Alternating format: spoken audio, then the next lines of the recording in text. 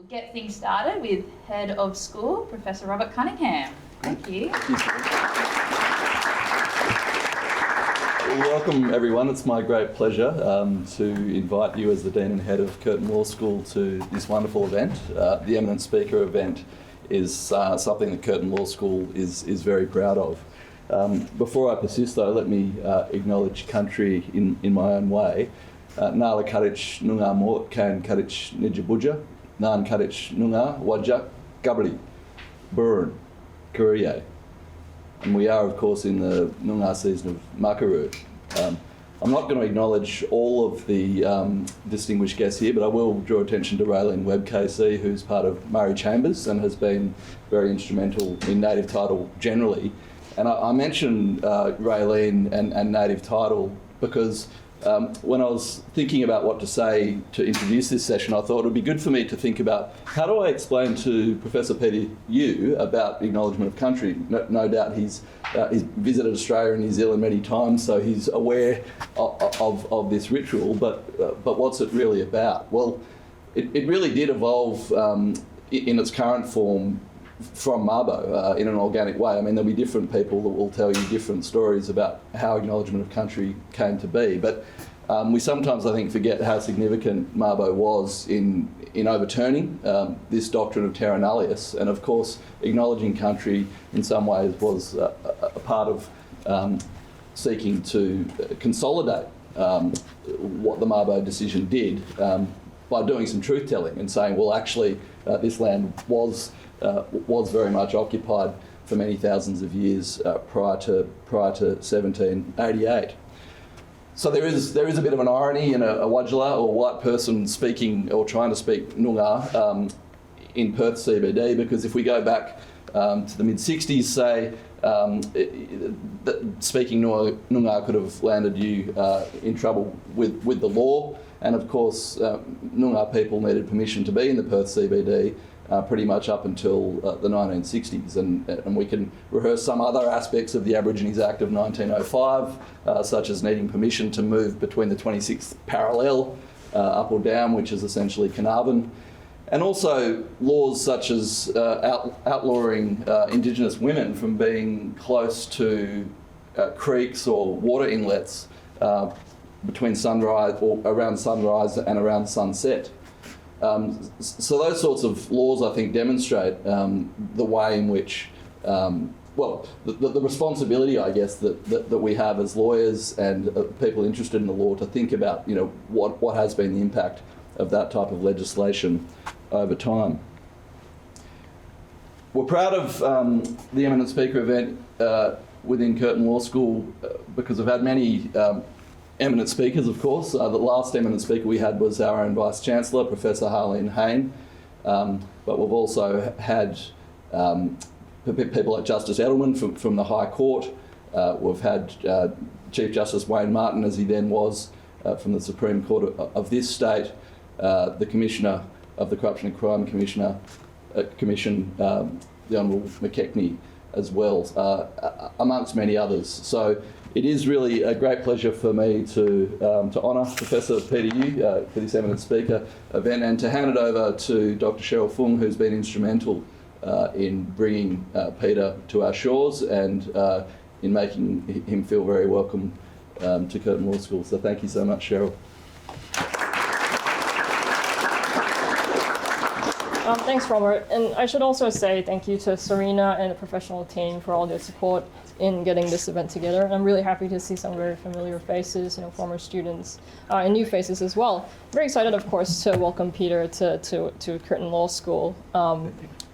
And having Peter here really reflects our emphasis and our how much we value intellectual property at the Curtin Law School. We have quite a diverse team of intellectual property academics. Obviously, you heard from Robert, who is known for his work on information environmentalism. I tend to look at copyright and communications to the public.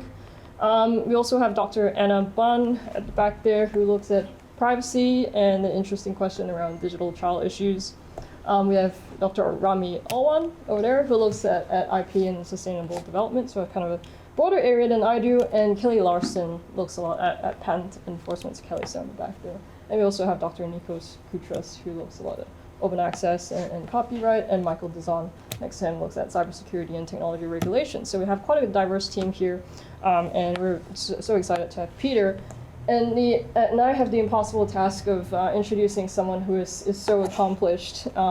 Peter is a Regents professor in professor of law and communication at Texas A&M Law School, as you know. That's a top 30 law school in the United States, and he's also director for the Center of Law and Intellectual Property. And Texas A&M has consistently been ranked a top 10 IP program in the US. Peter is a prolific speaker and author. He has 7 books to his name. He has written over 200 articles. He not only researches in IP, but also in international trade, drawing comparisons with Chinese law and Hong Kong law.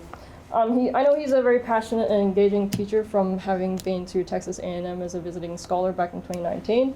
And he's spoken at so many high-profile events organized by WIPO, the World Intellectual Property Organization, UNESCO, and he's an avid traveler. So that's why he's here in Australia to give us his insights on this incredibly interesting topic. So yeah, without further ado, let's welcome Peter to.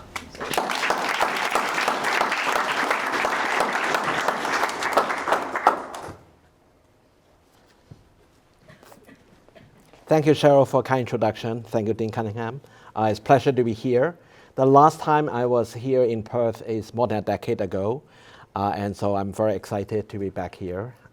So I come to Australia quite a bit, but a lot of times I'm actually on the other side of the country, and so it's a pleasure to be back here because I remember it's just very enjoyable to be in the city. So today I'm going to talk about something that has captured the attention of a lot of people, that's artificial intelligence. And so last July, I was involved in a webinar organized by the US Corporate Office. And that webinar actually is one of the biggest webinars I've ever been to. They have more than 2,000 people who are live participants. And so I was a little bit scared when I actually look out on the list of participants. I thought it's like 100 or maybe like 50, and then you scroll down, you find out there are more than 2,000 people. And this one is actually on the website, both for the US Corporate Office, and I think it's linked onto YouTube. So for those of you who are interested, you can get it from there. One of the big questions that was asked a lot of the speakers for that webinar is whether we're going to see more convergence and divergence with respect to the developments for AI and copyright. And here, we are 2024 here. We might see more convergence with respect to what's going on there. But we might also see more divergence with respect to what's going on there. And on top of that, you can have both convergence and divergence at the same time, which some people have called it cross-vergence. Right, so this is actually taken from business management literature. You can mix together convergence and divergence together, and you have cross-vergence. But the important takeaway here is that we are at this point in 2024. We are just so much ahead of a lot of the developments that are coming our way. We don't know exactly we'll have more convergence and we'll have more divergence. So that's basically the idea that I think will be good to share with you guys in this talk. So a lot of us have been spending time looking at what the future path ought to be, the normative side. What I want to focus on is what the future path will be, what we're looking at the future and how that will change. And I think it will be useful to actually bring together perspectives from different parts of the world so that we look at both from the comparative angle as well as from the standpoint of like international norm setting. I think it will be very useful. And it's even better. I'm here actually in Australia, and I grew up in Hong Kong, and I've been teaching in the US for more than 2 decades. And so I can bring together a lot of different ideas to share with you guys. And obviously, when I'm in Australia, in Europe, in other places, I always find that they get very excited to hear about what's going on in different parts of the world. And I think it will work very well for this particular talk. So there are 2 different sets of issues I want to share with you. And the first one is about whether the works generated by AI will be copyrightable. So the starting point for those of us who are in the US, we will look at the compendium of the US Copyright Office, and that's the manual used by a lot of the examiners to determine whether, not I would say examiners, but a lot of those staff from the Copyright Office to determine whether the works will be possible for registration. And so what it says in section 13 is that a work must be created by a human being. So the compendium has been revised after we have this case about a monkey selfie. Right, so there's a macaque in Indonesia who was able to use the equipment put together by the primatologists and take a photo, and that became the subject of contention over who owns the copyright in the photo. What's interesting for me initially with respect to what happened there is that everybody's talking about how the US copyright law will apply. Those of you here in Australia, we immediately figured out, well, if the monkey is Indonesia, and then what happened is Indonesia, of course, will not be applying US copyright law, right? But then the copyright law issues will become a little bit more complicated. But that case went all the way to the Ninth Circuit in California, where they have to decide whether a monkey would be able to actually get any copyright protection, and that end up with the revision of the compendium, and saying that work must be created by a human being, and so no animals will be able to claim copyright protection. But that logically extends to what we have today with respect to AI. Because if animals are not capable of getting copyright protection, then you can make an equal claim about how machines will not be capable of copyright protection. So when the Copyright Review Board has to decide whether work created by AI is protectable, they actually cited that case is the Naruto v. Slater. Naruto is that monkey. And so they follow the fact that the Copyright Act refers to the author's children, widow, grandchildren, and widower, right? So there's expectation of humanity involved in copyright authorship, and you will not be able to extend it to machines. So these are the different cases that have received a lot of attention. Right here is Stephen Thaller's recent entrance to Paradise. So some of you guys may also be familiar with what Thaler has been doing with respect to patent area, where he's trying to get protection for a lot of the invention that's come up with AI. So there are a lot of interesting cases going on in Australia, in South Africa, in Europe, US, and different places. And on the top right-hand side is Chris Costanova's images in her comic book about Survey of the Dawn. And so that was also created by AI. And here is Jason Allen's Theatre of Space Opera, and this en français right there in the name. And so that image received an award before people actually discovered that it was created by AI. So that becomes quite controversial in terms of what's going on there. But what I'm using here is basically about the fact that Jason Allen is trying to get copyright protection and get registration, and the Copyright Office has denied registration. And the last one is actually coming from India, Sirius, which means sunset. There was also AI-generated work based on the platform from India. And all of them has been rejected for copyright registration by the US Copyright Office.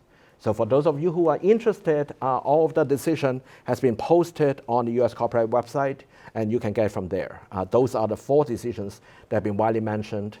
And only one of them actually end up before the district court.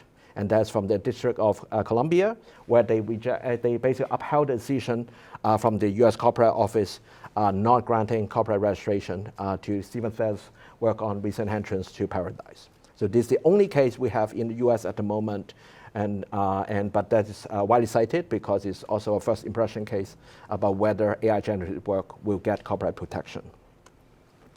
So when we discuss those issues, we tend to look at 2 different important issues. One is about constitution. So in the US, we have the copyright clause talking about what type of enumerated power Congress has with respect to copyright area, and we focus on the word authors. So the big debate is basically whether an AI system can constitute author within the meaning of the copyright clause. And if you actually go back some of the earlier cases, for example here, the Thorny case where they actually talk about an author, and an author is he to whom anything owes its origin, right? So here they use the word he, but we all know that if you got a female author, you'll be able to get copyright protection too, right? And then there's a question as to if we keep on extending the protection and using dynamic interpretation, will we be able to go from he to she and then to it, right? So then it doesn't necessarily mean that just based on the case law, it doesn't necessarily say that whether a machine will be capable of copyright protection or not. I think the better argument would be based on what the court has used. Looking at the statute, they refer to widower, refer to other people, the expectation of humanity. But I think I want to point out this case in part because if we are going to make constitutional arguments, we need to look at some of the case law that is interpreting the word author, right? And they actually talk about the original intellectual conception of the author. That may be a better guidepost for us to determine what is actually protectable and what is not. And I'll get into that later on about what is considered as original intellectual conception. So some colleagues in the US basically take a very different position than both the district court as well as the US Copyright Office and argue that if you go back to the historical research on the copyright clause, there's no prohibition of preventing the recognition of AI-generated work. Then some would go further to say AI can be an author. Some will say that AI-generated work will be protected, even though AI may not be author. But the important takeaway is that there are varying positions with respect to what the Constitution allows. The second type of issue we get is basically about economic incentives, right? So we tend to look at why we offer copyright protection in the first place. And one of the reasons why we offer it is to provide incentive for authors to create. This is actually written in 1986 by Pam Samuelson, a professor at Berkeley. So what she says is that it simply does not make any sense to allocate IP rights to machines because they do not need to be given incentives to generate output, or it takes its electricity or some other motive force. Right? So if you do not necessarily need to have incentives in the first place, then why do we need to offer protection?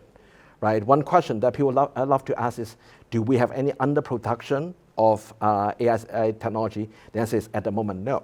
Right? So there's actually a lot of money coming in, even though it's very expensive to do it. A lot of people are putting the effort in developing the AI product. But there's also a kind of argument saying that, well, but you need to put together a lot of investment. If you get a lot of investment, then you deserve some type of protection. Right? So we have seen this with respect to database protection. We've seen this with respect to other type of protection. And so this is actually quite interesting from the standpoint of intellectual property protection. Right? Are we using IP to protect investment? Or are we using IP to generate incentives? And that leads to the big debate about the ultimate objectives of copyright protection. Right? Are we going to tweak the objectives in a way so that we can protect different investment, or we need to come up with different forms of legal protection, like sui generis protection, to focus on investment? Right? Some colleagues will also go further, and I think judges as well, and say that, well, this is actually not the right way to do it. Right? We tend to have the perception is if we find value in certain thing, we give the legal right. But that means we ignore the original objectives of the IP laws in the first place. Now, we go outside to look at other places. I think China is a very good example because the outcome of some of the cases coming from China is actually a direct opposite of what we have seen in the US. And so I love to use that as an example. So there are two cases I will share with you. The first one is the Tencent case, which is widely mentioned. So this case involves basically a Dreamwriter, the robot from Tencent, which comes up with this financial report. And this is actually pretty easy to generate. When if you look at it, you talk about the stock name, you talk about the percentage, you talk about basically the prices, the point in time. Those are things that easily capture, right? You don't necessarily need to learn to have a very sophisticated generative program to actually understand how to write this type of report.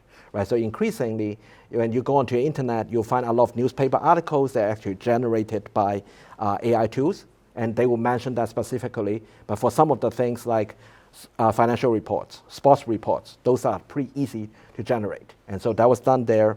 That case went all the way to the Shenzhen court, where they actually have to look at whether protection is should be offered. And what the court says is that the arrangement and selection by a plaintiff's creative team of the data input, trigger condition setting, template, and choice of copy style are intellectual activities within the meaning of Article 3 of the copyright law. Right? So this is actually not that different from what we got in the US in the sense that the court is not recognizing AI can be an author. What the court is doing is recognizing the human activity in the form of arrangement and selection, right? So I don't want to create a misimpression that, well, the court is actually take a very different position in terms of whether AI can be author, right? But the outcome is direct opposite, right? The US Copyright Office as well as the district court has no protection for AI generative work, whereas here we actually got protection with respect to the financial report generated by the Dreamwriter. There's another case that came up in November in the Beijing Internet Court, and this time it's not about the text. It's about the image generated by Stable Diffusion. And so they come up with the image, and then the question is whether the image is actually protectable. And the reason is very similar to what we have. So the plaintiff's use of prompts to design the image's elements, such as character selection and presentation, the setting of parameters to determine the image layout and composition, reflect the plaintiff's selection and arrangement, similar to what we have early on. But what's interesting is that the court went further to say that after inputting the prompts and the parameters, the plaintiff continued to refine the image so that they eventually get to the final image they get, right? And that's very different from some of the decision in the US. For example, the case with respect to Jason Allen, he mentioned that he has more than 600 prompts and he still did not get copyright protection. And here, we do not have even 100 prompts, and yet you get copyright protection. And this is the first case I've seen in the different jurisdictions where the court actually include all the prompts, right? So that's actually quite interesting as well because you look at the prompts, actually I show it to my students. One student said that, well, this is ugly, right? But when you look at what they are trying to do, you can see there are a lot of human activity or human creative input involved in choosing the parameters, choosing what type of prompts they have. And I know a lot of companies are now starting to hire prompt engineers, right? So they want the prompt engineers to actually be able to use the AI system to actually allow them to do different things. So I think the development can be quite interesting, especially in the next 2 years or so about what they do. But this is a very good example to see what type of choices that may make, and all of these choices are human choices, right? They are actually not made by the AI system. And so the outcome is basically the direct opposite of what we've seen with respect to the cases I mentioned early on. Now, China is not the only example. Other countries have been looking at where they can change the way they protect AI-generated work. So this one is reported by Danton. South Korea was considering a new form of protection for about 5 years. So it's shorter than what we get in copyright, but at the same time, you offer some protection, at least give you the first mover advantage to any AI-generated work. Right, so I suspect that Asia will be somewhat different than both the US and the EU in the sense that a lot of the private companies are involved, so they need to find ways to actually capture the investment. Another one is that I think a lot of the Asians are actually very commercially oriented, thinking about profits, thinking about other things, so they'll push for more legal protection in that direction. And so it remains to be seen, and I actually don't have the latest news about this proposal. What I can share with you is that this type of sui generis protection proposal have been floated in different parts of the world, and so that will change the way we actually offer protection to AI generative work. So one question I love to ask both my colleagues as well as students is, if other countries are starting to protect AI generative creations, will we follow suit? Right? So if you're in law school, the easy answer is yes and no, right? It cannot go wrong. And this actually is the right answer with respect to what's going on in the past. So in the US has decided not to follow what the European Union has been doing with respect to database protection. So will they follow suit? The answer is no with respect to database protection.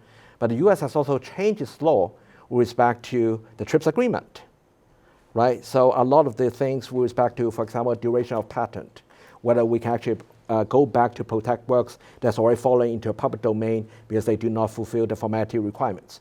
The US has changed the law in light of the TRIPS agreement, right? So you can see that the US followed other countries sometimes and rejected the possibility of following at other times. So sometimes I got the suggestion that, well, one way to solve this problem is to look at the distinction between work generated by AI and work that's created by human, right? And this is actually also the suggestion made by a WIPO white paper way back, I think, in the late 2010s. So it's just before the pandemic. There's a lot of WIPO activities, and one of the white papers suggested that. I think increasingly this is going to be very difficult, right? This is what we're going to see. If you actually chart it up from this point with 0% human, 100% machine, and 100% human and 0% machine, a lot of the creative activities will be somewhat in between. And so it's not easy for you to figure out whether it is human created or whether it's AI created. It's somewhat in between. And so at some point, right, if the human creative input continue to decrease and the AI creative input continue to increase, then we need to ask whether we need to actually make changes to our copyright law in light of those changes. And I don't know exactly whether the point is right here, the point is right here. But important takeaway here is that I think policymakers, legislators have to think about at what point we need to change the law in light of the reduced human creative input. In the US, we have some cases where actually we make adjustment or we allowed the author to actually do things differently. So the Titanic case is a case where the director is actually above the water. And the crew actually went into the water to shoot the wreckage of the Titanic. And the author did not do anything inside the water. And yet the director still would be able to claim authorship with respect to a documentary that was shot. Because he planned the shot, he gave the direction above the ground, and he also planned a lot of the original conception, right? And that's why I mentioned early on that original conception will be quite important. You don't necessarily need to have your hands on everything, but it's important that you actually was involved in the creative process. We also have different ways to think about originality in Europe. For example, there used to be a time where the standards are very different. So in continental Europe, we have intellectual creation, and in the northern countries, we have the catalog rule, and then of course in UK and Ireland, we have skill, labor, and judgment, right? So it's very different ways to think of originality. And what the EU has done is basically what we call cutting the baby in half. So the baby is still very happy, so don't worry too much about that. But the directive offers both copyright protection as well as sui generis database protection, right? So that is a good compromise, so that they're not going to change the landscape in a way that one model will actually trump the other models, but that they actually have two different models that will take into consideration the development in different places. Now, the second set of issues I want to share with you is what we usually refer to as ingestion. That is the unauthorized use of copyrighted works for training AI systems. So there have been a number of lawsuits in the US. Now it's close to 24 of cases. And so one of those cases that have received a lot of attention is the one from New York Times. We have seen basically the back and forth between New York Times and OpenAI. New York Times claiming that by using the system, they will be able to come up with the output that's quite similar to some of the newspaper articles that they have had, whereas OpenAI is claiming that New York Times basically finds some unique ways to actually come up with the prompt so that they get exactly what they want. But most people, if they just use the AI to generate output, they would not have something that's similar, right? One big question at that, with respect to that type of issue is, can the AI system memorize what they have been, the copyrighted works that have been used to train them, right? So those issues are still going on. With respect to those cases, I think the starting point for US is usually fair use, right? So they, for those of you who have been following the debate in Australia, right, you know that there's the big debate about whether we should move from fair dealing to fair use. So in general, in the US, fair use is much broader with respect to the protection. And there are a number of cases where they actually recognize the usage by, for example, Google Books, HoneyTrust, and then this is the anti-plagiarism software from iParadigm, and that is considered as fair use. So that means there will be no copyright infringement when you use the copyrighted works for those purposes. And that's the reason why, for example, if you go onto Google Books, you can actually get a lot of the snippets as well as some of the pages with respect to the copyrighted works out there. Now, different jurisdictions offer a look at differently. There have also been two latest cases before the Supreme Court talking about how to interpret fair use, especially with respect to transformative works. And I think that will be quite important, Google v. Oracle, as well as Andy Warhol case. And so for those of you who have been following copyright, those cases I usually mention. And one is actually more in favor of greater protection under fair use. The other is in the opposite direction. But the important issue there is basically, even if we recognize that fair use will be applicable with respect to the input for training purposes, we don't necessarily have case law saying that you will extend equally to output. So to the extent that output basically resemble the work created or the AI system can memorize, then you still have to adjudicate that type of issue. At the moment, we don't have a lot of cases where a complaint is so well drafted that we can proceed further to determine whether there's infringement or whether there's fair use, but I suspect that is coming, right? So these are the initial cases we got in the last 2 years, but more cases will be filed, as well as more discussion will be going on before Congress, as well as other places. But fair use is not the only way to look at it. I mean, many other countries, they will have text and data mining exceptions. So, and this slide actually is quite interesting in the sense that we always look at UK, EU, Singapore with respect to a TDM exception, but we forget that Japan is actually so much earlier than all other countries. And I'll explain that why I find this quite interesting as well. So this is taken from Japan, where Article 34 talks about the fact that if you are not using the copyrighted work for personal enjoyment, you will be able to get the benefit of this exception. And that will allow you to do things like testing the system, using data analysis, or computer data processing. So this is very close to what we have with respect to using copyrighted works as training data to promote AI systems. So the reason why I find it quite interesting is that we always talk about legal transplants from Western countries or developed countries to Asia, right? Here, it's actually the opposite, right? You can actually describe this as reverse legal transplant. Japan started this in 2009 before UK, EU, and Singapore picked it up, right? So that's actually quite interesting from the comparative law standpoint. But Japan is not the only country. We also have a new provision about computational data analysis in Singapore. And so this one is also similar to all the other TDM exceptions, but they have special requirements. So there are different conditions. For example, the copy has to be legal. You cannot only use it for specific purposes, like verifying the result of collaborative research, and those are clearly specified with respect to Article 244. And there's also another provision that's before then about the illustration. What would be included with respect to computational data analysis? And the illustration here is directly on point with respect to AI. Use of images to train a computer program to recognize images.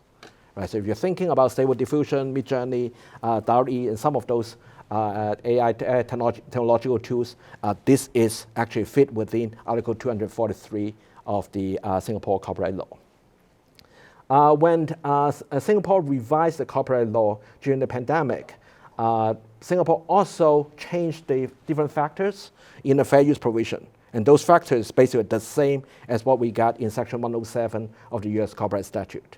And so to the extent that Singapore actually takes the same position of the interpretation of fair use provision as the US, Singapore gets an additional exception for TDM. Right? So some of the developments in Singapore could be quite interesting, because if the position that the US has been taken with respect to fair use is emulated based on this particular provision, then there's a separate exception that provides detailed interpretation of what you can do for training purposes. So Matthew Sack, who is at Emory, and myself are now writing an article that talks about the fact that we do not yet have international consensus, but we're going to see an equilibrium with respect to what's going on about the injunction issue, about how we handle the unauthorized use of copyrighted works for training purposes. And what we end up with is that we're going to see a race to the middle. Not a race to the top, not a race to the bottom, but a lot of people are actually emerging to the middle. And we're still developing the article, but I think that's the initial impression based on how we look at the laws in different places. Whether you look at a TDM exception in EU, TDM exception in Singapore and Japan, as well as fair use in both US and other jurisdictions, I think it'll be quite interesting to see how we go forward. And I think there are actually a number of reasons. One is that in virtually every jurisdiction, we have the idea expression dichotomy. If you use expressions, then it's protectable. If you use idea, it's not protectable. You have to strike the balance between the two. I think another reason is that a lot of countries, regardless of what position you want to have, you still want to push for more development for AI technology. And in order for you to push for AI development, you also need to think about how to strike the balance with respect to the training data. So how can we go, how can we build a future, right? How can we chart a better future for path of copyright law? And in light of the fact that we do not have international consensus, we don't necessarily have the same position. For example, the differences between US and China, as well as South Korea, Singapore, and other places. There are different options. One is that we can actually come up with a treaty to determine all of those issues, get all different countries together to think about what are the best provisions they can have. But this is actually very hard. If you look at what happened during the pandemic, right, during the pandemic, a lot of the developing countries are pushing for a waiver of the TRIPS agreement in order to make vaccines, a lot of the pharmaceutical products and technologies available to other people. But that one basically dragged on for more than 2 years, and by the time it was adopted, it was a very narrow exception that's basically very similar to what we get in Article 31 of the TRIPS agreement. We have also been a lot of discussion with respect to a pandemic treaty. They're still ongoing at the World Health Organization, and we have not been very successful with respect to how we come up with a treaty. And now this is a slide where we actually show the different treaty negotiated at WIPO, adopted since the adoption of the TRIPS agreement. There are only very few. What's interesting though is basically earlier this month, we basically have actually not this month, but basically a couple of weeks ago, we have the new treaty on intellectual property and genetic resources associated TK. And this treaty get adopted because it's very narrow. That is not the case with respect to AI. AI covers a lot of issues that range from international trade to national security on top of intellectual property, right? So it's going to be quite difficult if you're trying to negotiate that type of treaty because it's very broad. I think based on the current geopolitical environment, any treaty that's very narrow will have more chances of adoption. And a treaty that's very big, for example, something similar to the AI Act in the European Union, you see a lot of resistance with respect to norm setting. But it's more complicated than that. When you think about a lot of those technological regulation, it used to be a big debate between US and EU. For example, privacy is a very good example.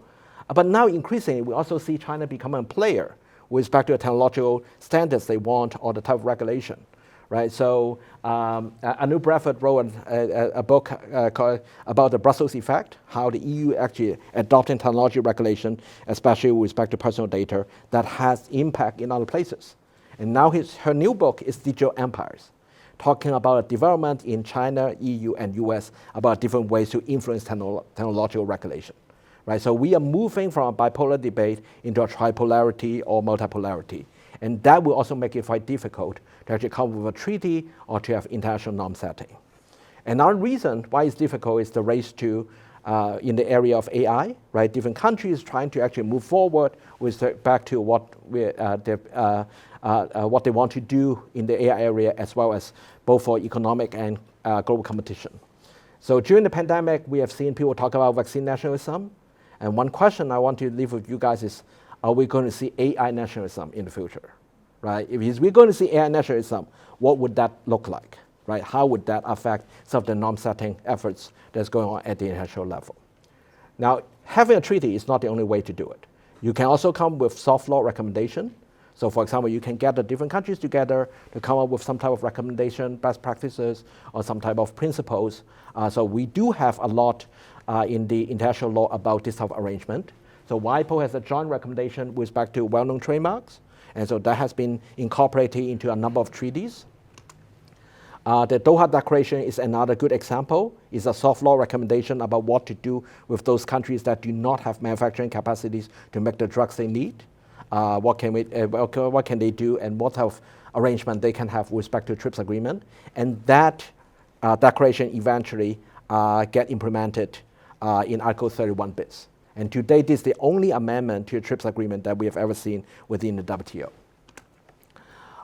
And finally, the Universal Declaration of Human Rights is also a soft law recommendation, but now it has attained the status of customary international law, right? So just because it's soft law doesn't mean that it's necessarily weaker than hard law, right? So that might be something we can look at. A third option we can look at is multi-stakeholder dialogue. How can we get everybody to talk together to talk about how to do norm setting?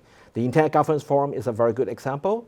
Some appreciate the initial efforts with respect to IGF. Others find that it's just not very successful in light of the fact that people are just talking about what's going on, but there's not a lot of action. And we also have APAC being very active. I know a lot of the countries in the Pacific has been looking at the different working group, different efforts done at APAC in addressing a lot of those issues. At one point, Francis Goury, the former Director General, actually suggested that we might want to use multi-stakeholder dialogue to develop a seamless global legal digital marketplace And that's with respect to file sharing, that's with respect to a lot of the digital content being streamed in different parts of the world. And what he says is that, well, a treaty might not be the best way to do it, but maybe we should set up a global dialogue, and WIPO can play a role in set up that type of dialogue. And I suspect this actually might be quite in line with what's going on with AI. There's a lot of disagreement, there's a lot of uncertainty about how to move forward, and maybe we should spend time talking about it before we actually nail down some of the provisions into a treaty or in a soft law recommendation. The final thing which I offer is choice of law principles. And for those of you who are into private international law, who are thinking about the different jurisdictions having different laws, the example I mentioned earlier on about the macaque in Indonesia is a very good example. Right? You need to know what type of laws in different places. And choice of law is actually interesting because you don't need to participate in a treaty process. You don't need to actually come up with the multi-stakeholder forum. You can actually change laws within your own country using your own courts, and yet you can bring in the insights from other countries to adopt what you have. So the American Law Institute, Max Planck, as well as the International Law Association have been very active in developing different principles. So if you're interested in looking at the choice of law approaches they have suggested with respect to IP and also internet, you can look at some of the principles to see how they handle that. I think with respect to AI, different rules with respect to copyrightability, different rules with respect to training data, different rules with respect to what you can do for the AI technology for enforcement or licensing purposes. Maybe a choice of law approach would be one way they can address it, even if they're not ready to go for a treaty or they go for soft law recommendation. One slide I want to share with you is the slide I usually use in the classroom. So assuming the AI system will be transferable, right? So think of Star Wars, for example, right? You got the drones being traded to other different people.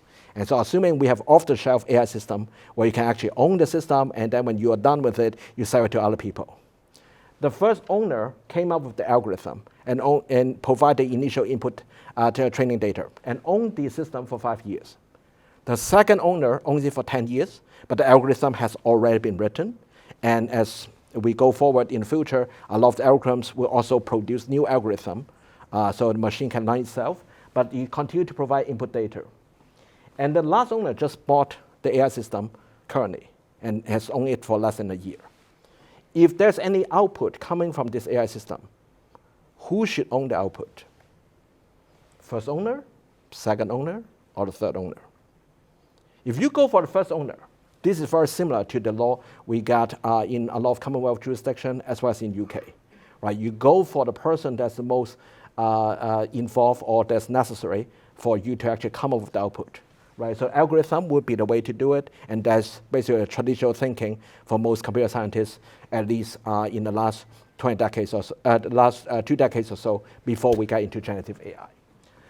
The second one is if you actually believe that training data or the input data will be the king, that will drive the future, not the algorithm itself, then you should actually allocate ownership to this person. Third one is what we currently have with respect to off-the-shelf software. Right? If you actually write a paper on Microsoft Word, Microsoft doesn't own the copyright in that paper. You own the copyright in that paper because you've already paid for the software. Right? So if you're going to buy AI system, you're going to use AI system to generate the output. Of course, you own the copyright in that output. Right? To the extent that you want to allow a lot of those AI systems to get sold to other people and to have people interested in buying it, you go for the third one. And of course, if we ask this one, for example, right here, as well as in my classroom, some participant would say, well, why don't we actually go for all three? Right? Come up with a contractual arrangement or bring in blockchain or different ways to actually allow allocation. Right? Everybody will get something. Right? There's also a possibility. But the important takeaway here is that you cannot answer this question by looking at the Constitution. You cannot answer this question by looking at the economic incentives. These are policy preferences. Different countries will have different choices. Right? And that's why sometimes we need to come up with international treaty efforts or set up with soft law recommendation or even choose choice of law approaches, because countries are unlikely to actually come to the same conclusion with respect to some of those issues. Right? It depends on your own industry, it depends on what you want to do, or it depends on what you believe are the fundamental rights of the individual users. So I want to end on this particular slide, and I'll explain to you why. This is both my concern and also my fear, and they're somewhat contradicting. So my concern is that we will look at the AI issues narrowly. My biggest fear is that we will ask the IP law to do too much. Let me explain why. When we talk about the intersection of IP and AI, it's not just about IP. It's also about national security. It's also about AI race. It's also about international trade. Right? If we look very narrowly just on the IP issues, what we traditionally cover in IP course, or what we traditionally explore in some of the IP cases, we will miss a large part of the picture. Right? So it's very important for us to have a very broad perspective with respect to what's going on there. And so when you think about a lot of the issues involves international trade, involves national security, so we need to have a very broad perspective. But that's also somewhat contradicting because I fear that we're going to ask IP law to do too much. Whenever we think about the AI ethical issues, if there's a bill before the legislature, we'll say, well, let's put that in the bill, right? IP law is not supposed to do that. It's not supposed to address a lot of those ethical issues from artificial intelligence. It's supposed to deal with issues with respect to IP, right? So my fear is also that we are asking IP law to do too much. So I'll stop here. Thank you very much.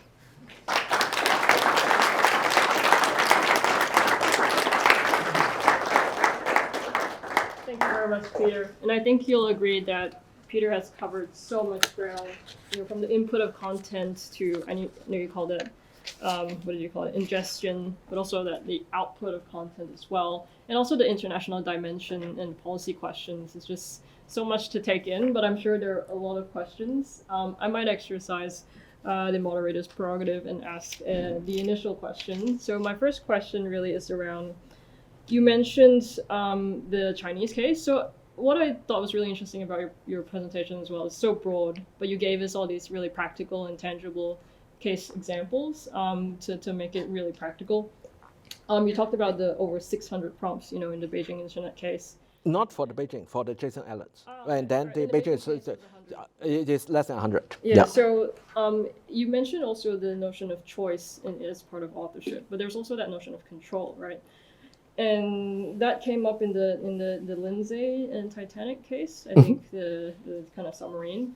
So in that sense, do you consider it comparable? Like by entering, 600 prompts, do you think the person entering the prompts actually had then control over the output, or was it more kind of just trial and error? So the case that comes to mind, the older kind of US case that comes to mind, is the Chicago Parks case, I think around authorship and fixation, and whether changes in weather would change the nature of the garden. So I see a lot of analogies between that and this issue of prompts. So I guess it's a kind of quite an open question, like whether you think that is a degree of control through the prompts. That's a good question, right? So I think the degree of control will be quite important in the future. I think a lot of the people I talk to in different parts of the world, I think they think that is actually the right direction to go. The difficulty at the moment is based on the level of technology. There's still a lot of randomness. For example, if you put in a prompt 3 months ago, you get something very different from what you get today based on a prompt. Sometimes it's because the way they actually set up their climate, or they do a lot of the different safeguards, preemption on the back end. Sometimes it's just because technology has evolved, right? And they actually know a little bit better in light of the prompts that are generated by others, and so they actually come up with something that's more tailored to the interests of the user. But if there's a lot of randomness, right, then it would be very difficult to answer that question about control, because you might have a lot of control over what you input, and yet you don't have a lot of control what you actually come out to you.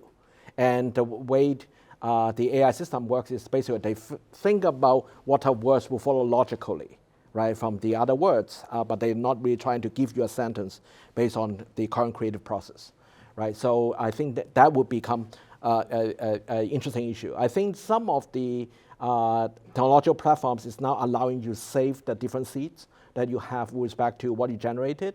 And so that will also be quite interesting if people actually can enter a certain number, right, and recall the image or the output they had 3 months ago, and they continue to refine it, right, then you also have more control.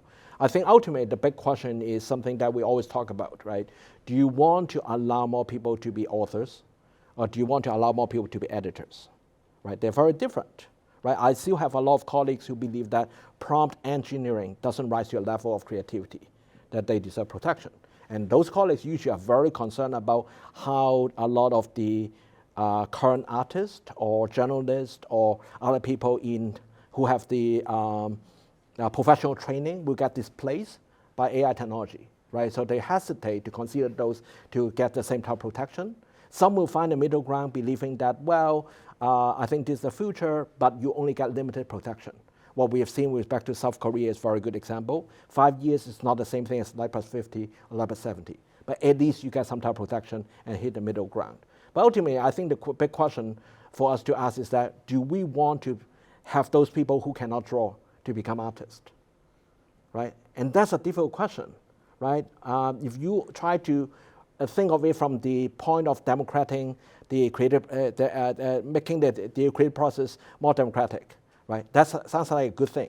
Those people who cannot write books cannot write books. Those people who cannot draw cannot draw, right?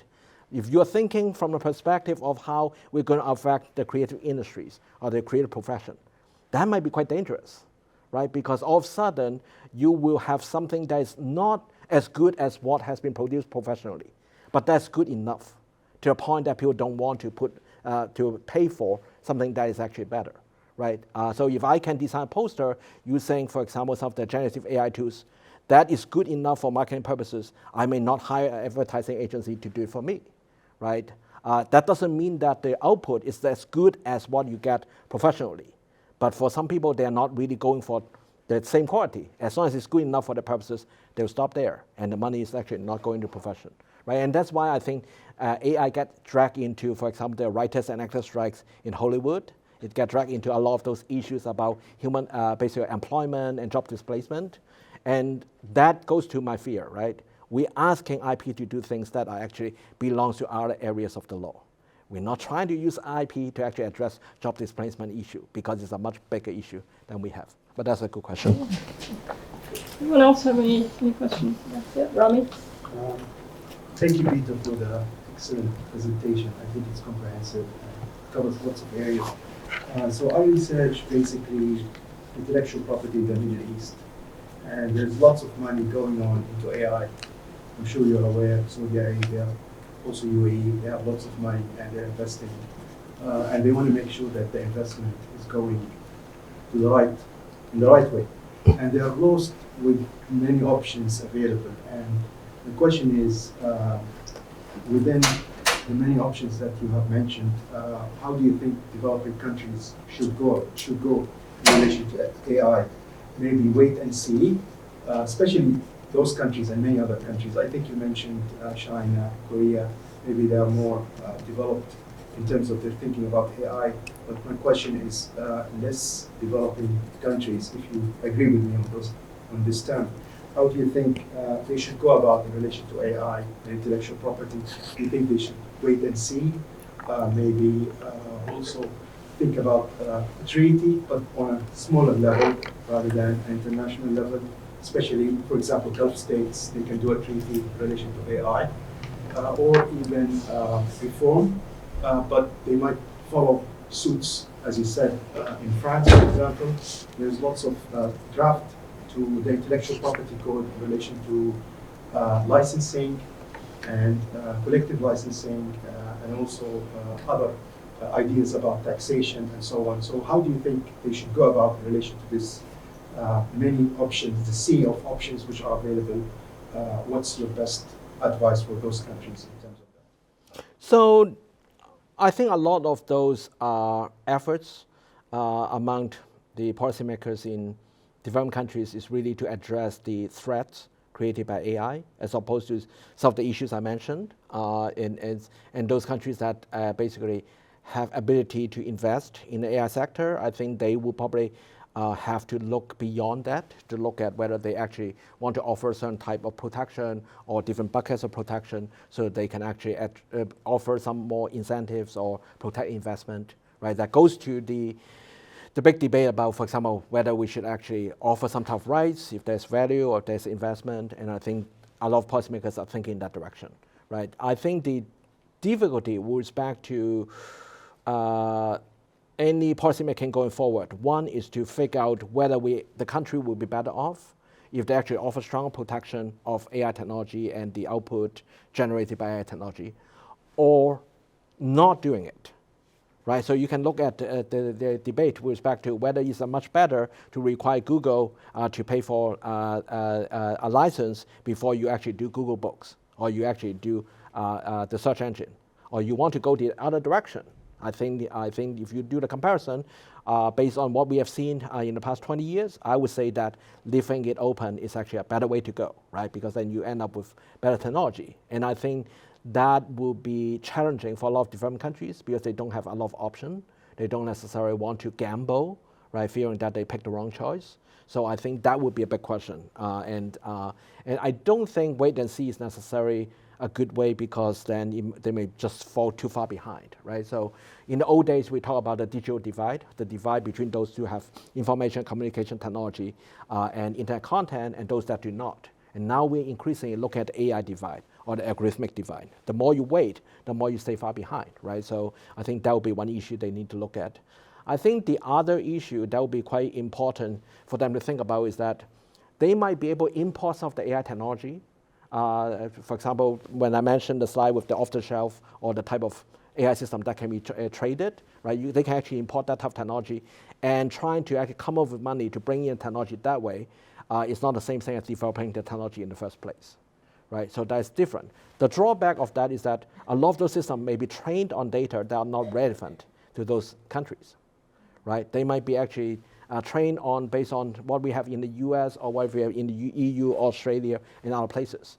And so a lot of the answers that get spit out from an AI system actually doesn't give them the right solutions because the technological conditions or the local economic conditions are so different, right? So I think that would be a big fear, right? So a lot of discussion about the different type of AI system is really based on the current system we have. But if you actually go on to what we have with respect to Midjourney, Stable Diffusion, DALL-E, or ChatGPT, Claude, and other Bart, you find that a lot of the answers are really based on what they have learned from a lot of those places like US, EU, Australia, developed countries, right? So then you have to think about what would be the best arrangement, right? So one interesting thing with respect to EU AI Act I've seen is that they are trying to move for an opt-out model. So if you actually don't want to have a lot of your data or a lot of your copyright works being used for training purposes, you can opt out, right? That seems pretty fair to authors.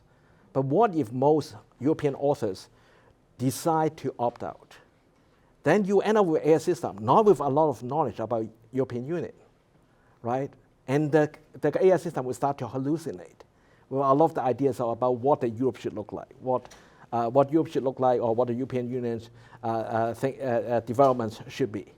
And based on what they learned from research from American scholars, from Asian scholars, right? Is it necessarily better for them to go in that direction, or is it much better for them to actually leave the information in so that the content will actually be more relevant to they have? But those are big questions, right? And I think I think a lot of the debate about, for example, technical assistance will become very complicated for different countries, right? So one thing I think they can think about from an investment standpoint is to do more type of, I would say, group bargaining, or they can basically do it on a regional basis or to work with other countries so that they can actually increase the scale and also their bargaining leverage, right?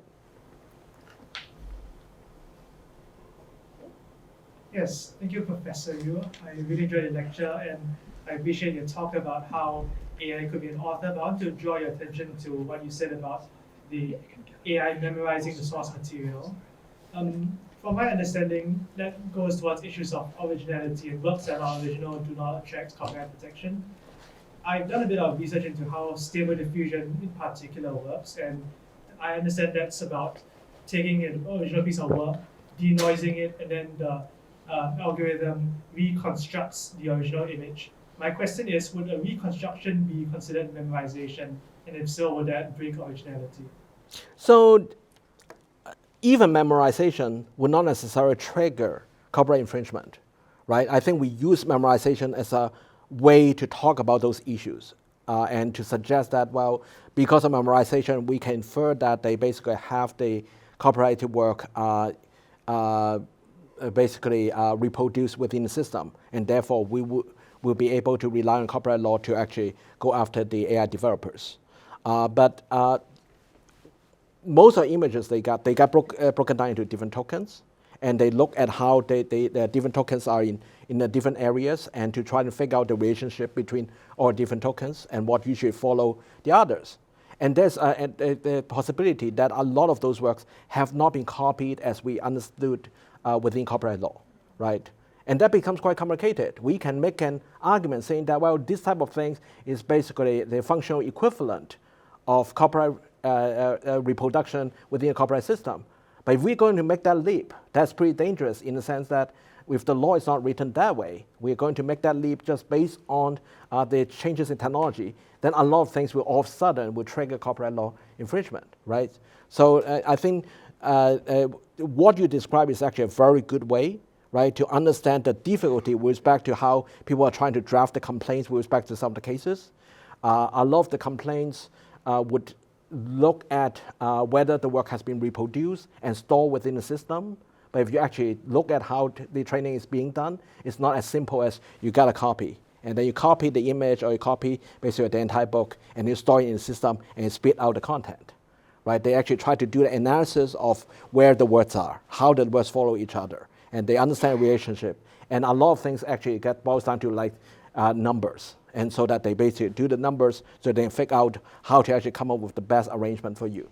And that is not what we normally have in the copyright law, right? So we have that discussion yesterday about, for example, when you think about BitTorrent, that's very different from the file sharing services like Napster and Namester, right? Because the technology is just very different. You got the different pieces of the movie coming from different users. Not the same way as how you actually provide a copy so that people can download the copy, right? And I think AI becomes more complicated that way too.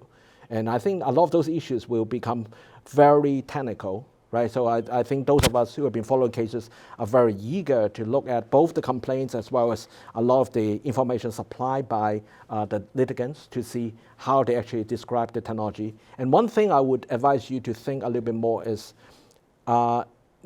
a lot of the research we currently have is based on a few models, right? For example, Stable Diffusion, OpenAI, some of those, right? Different companies can use different ways to actually train data, right? It's just no one way to do it. And if you're going to be involved in litigation with respect to a company, it's very important to know exactly how they actually trained train the system using the copyrighted works. And a lot of the research may be useful for you to understand it, but if the system is actually using very different ways for training purposes, that might be somewhat different. The other thing that I think will be useful when you think about training is that there's a tendency for us to actually just think about one company, OpenAI, Stability AI, or something like that. But we increasingly need to look at the AI industry as a supply chain. The type of people who are actually doing training, the type of people who are putting together the different algorithms and other things, and also the type of people who are marketing the products, they're not always the same, right? They have relationship with each other, but they are not always the same. And so it might become quite complicated to figure out who has done what and who has what type of legal liability. I might be able to squeeze in one more question. Thank you. Professor, thank you very much. That was a fantastic presentation. I'm interested in whether you have any insights about using data to create synthetic data, which is then used to train AIs. So I have a number of colleagues, including, for example, Peter Lee at UC Davis and others. They're looking at that. I think it's actually quite interesting with respect to what are the possibilities? Because one argument is that, well, if you can come with synthetic data, then you don't need to use, right, protected data to actually for training purposes. At the moment, for a lot of those companies, they are not using synthetic data, right? So we have to look at how that actually will go forward. I think one thought I have when I think about all this opportunity is that the more we go for synthetic data, the more a lot of the discussion we currently have will be outdated, right? And we'll quickly become historians. We are not really talking about what's going on there, but we are basically just talking about a particular way of training data. I think when I talked to some of the computer scientists, they also told me that they you can also use, for example, pattern recognition. You can use other ways to actually measure, right? What would be the best way to come up with the best output? And the more you go in those directions, the less likely you actually will have to rely on both the exception we got for both TAM as well as the use of corporate networks for training purposes. Yeah, but you're heading into the future. Yeah. All right, let's thank Peter again.